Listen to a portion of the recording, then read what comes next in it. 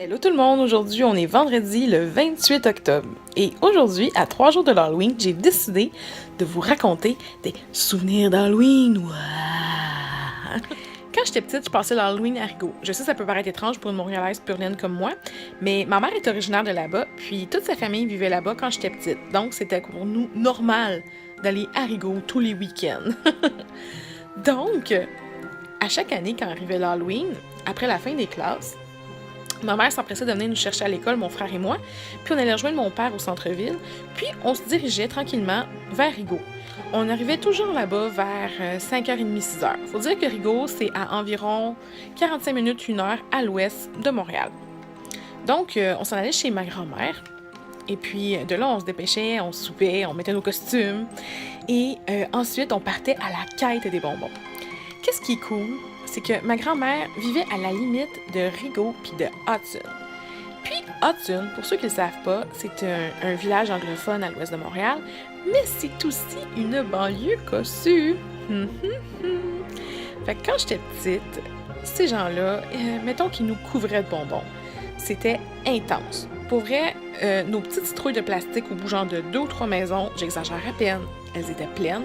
On devait traîner des têtes d'oreiller qu'on remplissait facilement à la moitié.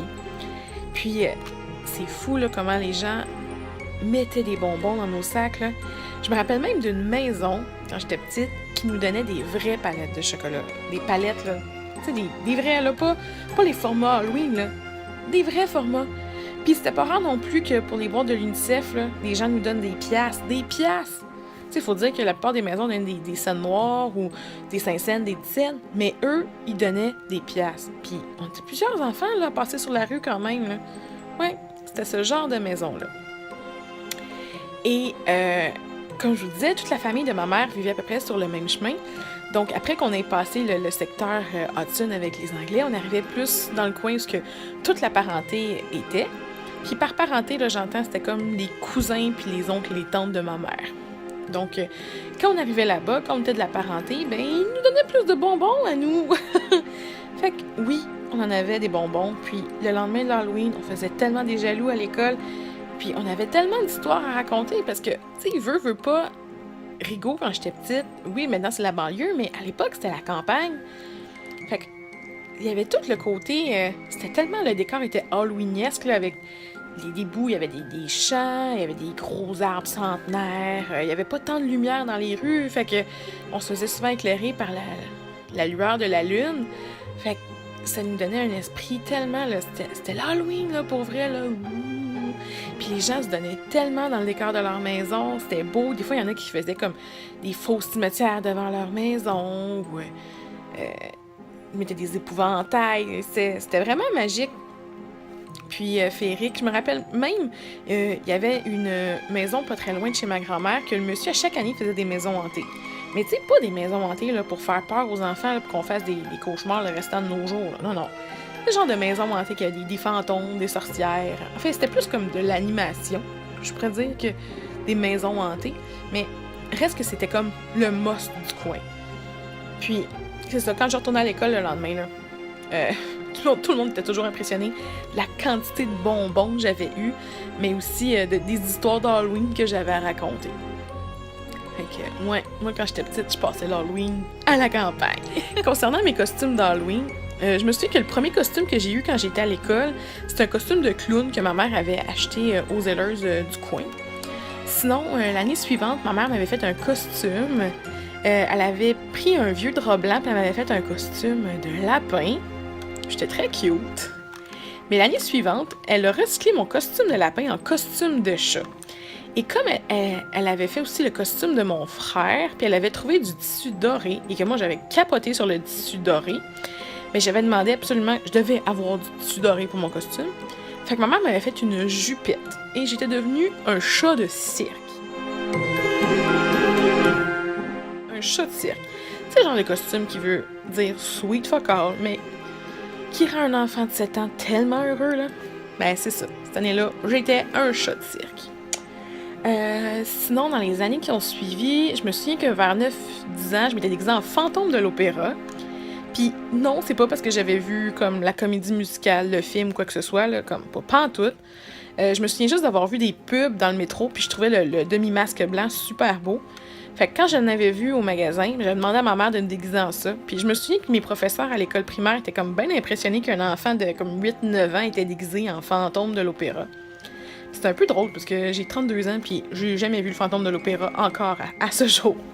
Je sais, c'est un peu inculte de ma part, mais bon, hein, c'est la vie.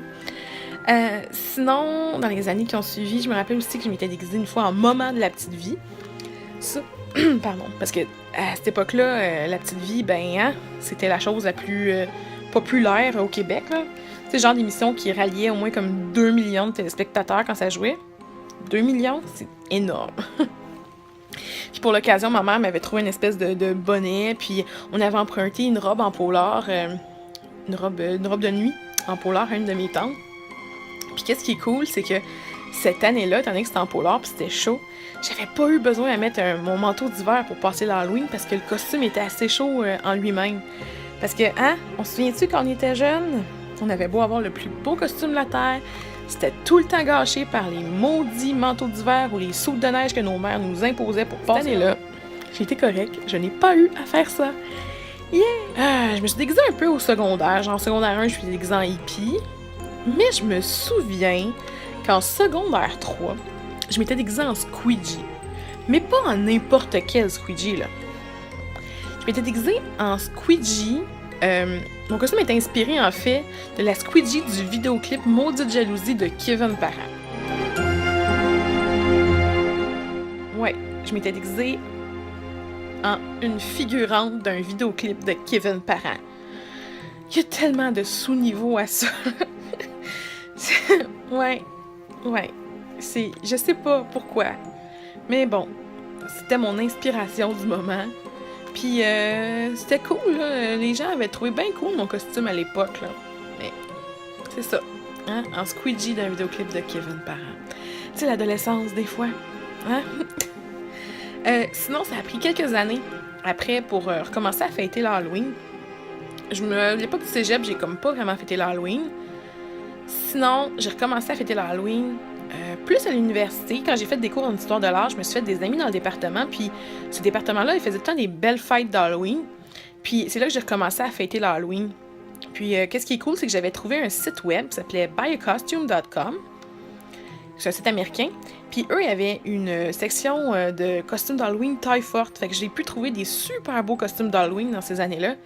Ou qui étaient de mon size, puis qui en plus qui tombaient bien, qui m'allaient bien. Puis moi aussi, là, je pouvais être cute et sexy sans être vulgaire, là. Mais je pouvais être cute et sexy malgré ma shape, puis ça, sincèrement, là, yeah! Les dernières années, j'ai pas trop fêté l'Halloween, j'ai été plus mollo là-dessus. Sauf il y a quelques années, en fait, c'est il y a 2 ans, il y a une de mes amies, au lieu de faire un meurtre et mystère, comme on était beaucoup, elle a décidé de faire un souper Titanic. Et par souper Titanic, j'entends, elle avait trouvé un livre de recettes qui contenait les recettes des repas servis sur le Titanic. Et pour l'occasion, elle nous avait refait le dernier repas qui avait été servi lors du banquet du Titanic avant qu'il coule. Et chacun des convives autour de la table portait le nom de quelqu'un qui avait été sur le Titanic. Et on jouait un peu le jeu, là. C'était vraiment cool. Puis on s'était vraiment tous donnés. C'était sérieusement un de mes plus beaux parties d'Halloween que j'ai vécu. Un party Titanic. Hein? Comme quoi, l'Halloween n'est pas obligé d'être tout le temps lugubre et tout. On n'est pas obligé de tuer des gens. On peut faire des choses comme ça à la thématique farfelue, telle que le dernier souper sur le Titanic.